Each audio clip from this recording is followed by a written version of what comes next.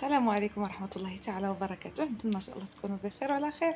مرحبا بكم. اليوم غادي نشارك معكم هاد الحلوة ديال ريش بوند المعروفة عند كاع المغاربة وسهلة وكتجي رائعة رطبة. هنايا كما كتشوفوا درتها بجوج ديال الانواع ديال الكوك بالنسبة للغليظ والرقيق. بالنسبة للرقيق ها هذا هو الديكور ديالو، وبالنسبة للكوك الغليظ كما شفتوا في اول فيديو، يعني بالنسبه للناس اللي كيبغيو الكونفيتير يكون غالب يديروا الكوك الرقيق، عفوا الغليظ. نبداو على بركه الله. اول حاجه كناخذ هنايا الحامض وكنحكو. شحال ما درتو ديال الحامض كيكون مزيان، كيعطي واحد المذاق زوين.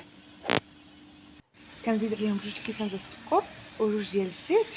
وبالنسبه للبيض كيعتمد على الحجم، الا كان الحجم ديال البيض كبير ديروا غير 4، والا كان صغير ديروا 6 باش يعطيكم كميه مزيانه.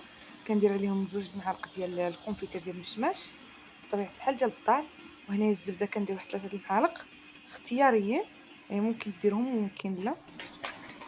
وكنخلط هاد المكونات مزيان. ضروري ديروا الكونفيتير ديال المشماش حيت كيعزز المذاق وكيعطيه هذيك الرطوبيه اللي كتكون في هاد الحلوه ديال الريشبون. هنايا الدقيق على حسب الخليط، يعني كنديروا واحد نص كيلو وتبقاو تزيدوا. هنايا كندير 3 ديال الخميرات ديال الحلويات، كندير واحد الخميره بيضاء ونخلطو وغادي يبان لنا. الا كان مطلوق بزاف زيدوا شويه الدقيق، ما خصوش يكون قاصح كما كتشوفوا في الفيديو. هنايا كنكورهم وكندير الحجم ديالهم صغير حيت غادي يكبروا.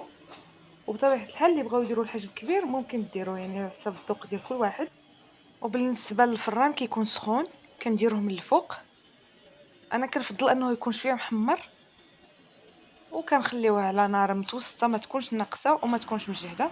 كما كتشوفوا انا كنفضلو يكون محمر بحال هكا. والسر ديالو هو انكم غير تحيدوه من الفران يكون سخون ديروه في الكونفيتير. هاد الكونفيتير ديال الدار، حيت صراحه الكونفيتير ديال الدار كيكون مذاق احسن بزاف ديال برا. كنزيد عليه واحد 3 د المعالق ديال الماء الزهر، كنخلط مزيان وكنديرهم. ضروري يكون سخون، هذا هو السر ديالو باش كيجي رطب بحال هكذا. صافي. وممكن تخليوه واحد 5 دقائق اولا 10 دقائق في الكونفيتير، عاد تحيدوه وديروه في الكوك. بهذه الطريقه كيجي هاد الحلوه كتجي رطبه اكثر، كتجي رائعه في المذاق.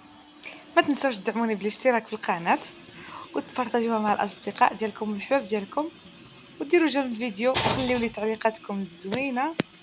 ونتمنى ان الفيديو ديال هاد النهار ينال الاعجاب ديالكم، وانكم تجربوا الوصفه. صراحه كتجي رائعه كيف ما كتشوفوا في الفيديو، كتجي فتيه بزاف ورطبه. وخليتكم على خير ودمتم سالمين.